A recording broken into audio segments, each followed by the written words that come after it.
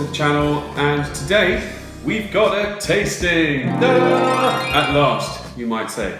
Quite rightly so, it's been a while.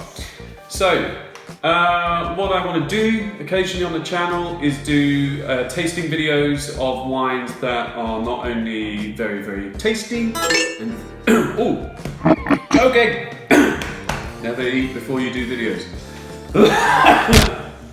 Self-isolation. What I want to do occasionally is do tasting videos, not of extravagant, really expensive wines, but on wines that are far more affordable and still delicious, and also good examples of the terroir, the region that they're in, and also the type of tier and class of that region. So, I haven't come up with a title, so with all that in mind, I guess these videos should be called the really good and affordable, scrumptious, it's not going well, tasting. So, this episode I have the Cuvée du Vatican. It's a Côte du Rhône, so the entry level in terms of the Rhône wines class system. And it's a reserve, and it's by the Defonti family, and it's the Réserve de l'Abbé 2018. This wine featured not so long ago on a general kind of introduction to all Southern Rhône wines. They were to the Southern Rhône area, but yeah, I've got a fair few bottles of that, so I thought it'd be a good one to taste because it falls into the category of being affordable, being very tasty, being a very good example of the Côte du Rhône, as in the base entry level of the Rhône region,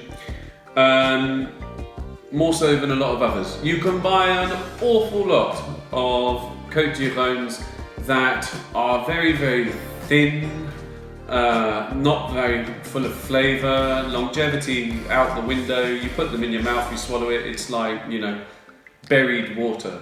But this has real structure and real qualities that are quite common in Rhône wines. So it's got a bit of aggression behind it.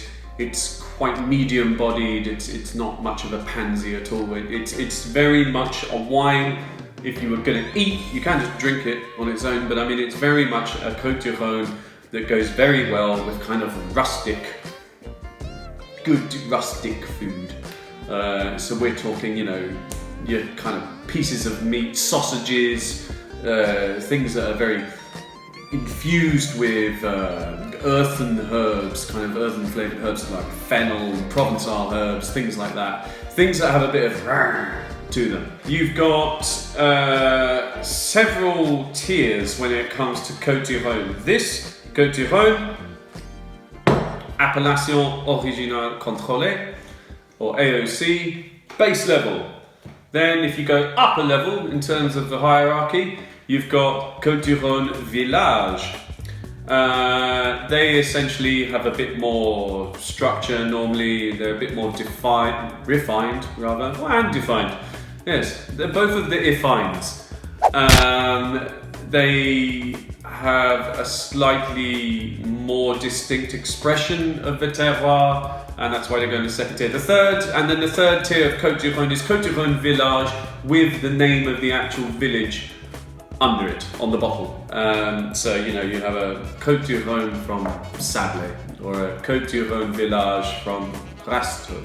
So Côte du Rhônes are, as I say, the entry level in the region, and they actually make up 50% of the wines that are made in the area. So it's a big, big chunk. To be a Côte du Rhône, you have to have minimum 11% alcohol to qualify as a Côte du Rhône, and you will find that pretty much all of them will be a Grenache blend. So there'll be a lot of Grenache, which is the most extensively used grape in the Southern Rhône, and probably some Syrah, more dominant that grape in the Northern Rhône region, but used an awful lot in the Southern Rhône as well. But predominantly Grenache and Syrah blends. And then there's 21 grapes that you can use in the region, and a Côte d'Ivoire just needs to be can include any of those. So price-wise, it is extremely affordable. This wine online, as far as I can decipher, will put you back £12 on average. And where'd you get it from? Well, it's Laithwaite's. Just go to Laithwaite's and get this good old reliable Laithwaite. You can never go wrong if it's something good. This wine is very consistent all the way back to 2015. Can't remember, 2014 was good weather, but all those previous years, in recent years, have been very good weather. The Mistral in the region, which is the wind that blows constantly, 150 days of the year officially, but how do you measure that? The Mistral helps blow away fungus off of the vines in the southern Rhone.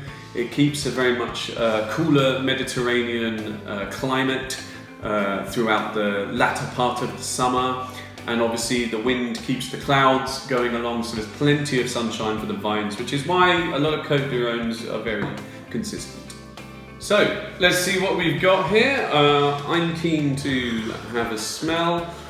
So I opened this, it's a 2018.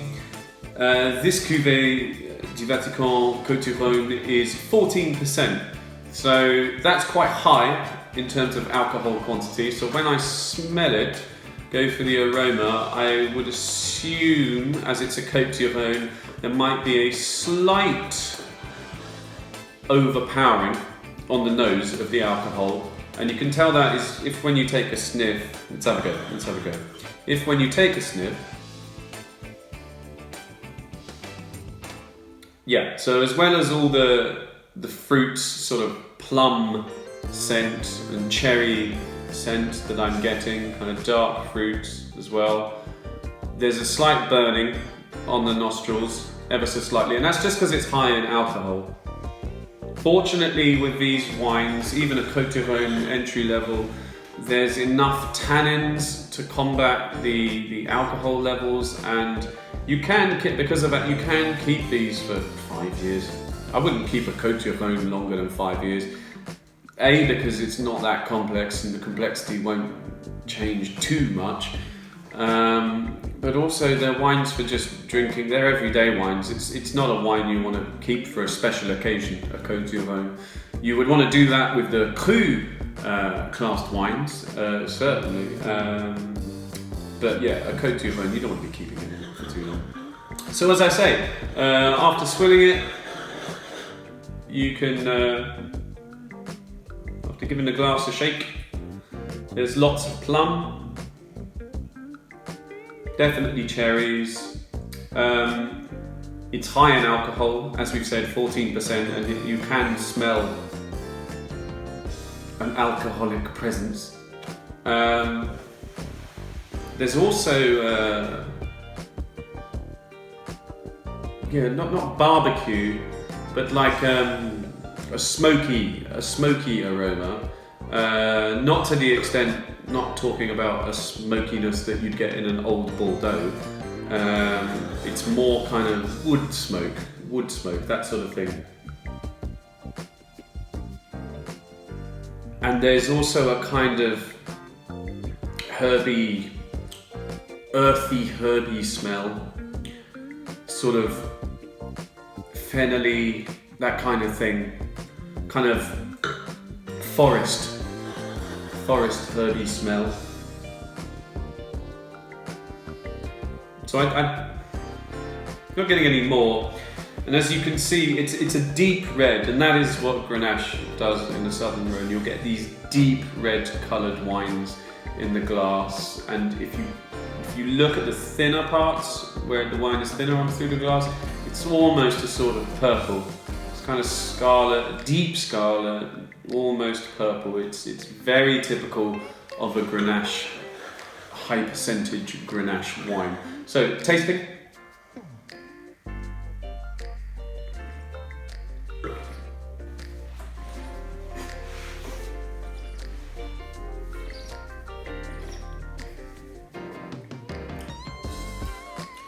Wow, it's so good.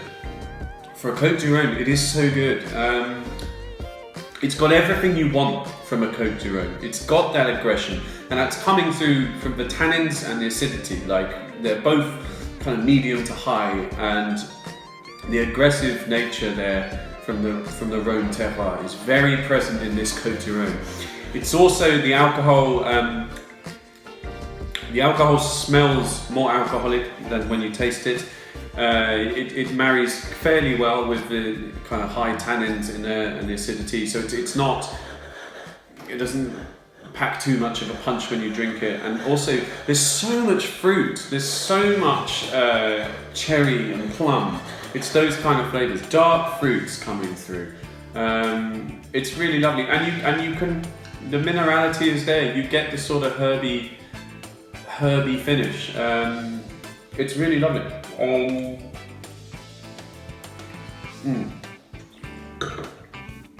Lovely is the wrong word. It's aggressive. It's very present, this wine, and yeah, have it with, like, if you don't want to just drink it on its own, or even strawberry. Oh, it's got a little bit of It's very nice. Sorry, I'm just sitting here, it's fucking great. It's really great. Yeah, have it if you want to eat. If you really feel the necessity to eat with it, eat something with it. Have something rustic. And what do I mean by rustic? So I said meats, things like that. Some Comté would be nice. So cheese that has that sort of brittle gravity texture. But I couldn't be bothered to wait until dinner. So also when I say rustic food, stuff like this. It's a crisp and hummus sandwich. But it's on granary bread, rustic, hummus, chickpeas, rustic, peasant food. It's good. So yeah, that's a Côte du Rhône by Cuvée du Vatican. The Difonti family are smashing it left, right and centre. I'll do one of their Chateauneuf du Papes at some point. But yeah, £12 a bottle, all that flavour. There's a journey as you drink it, from fruit to the tannins marrying well, the acidity lasting, the herby finish. It's got a good story to tell. Cheers. Santé. That was weird.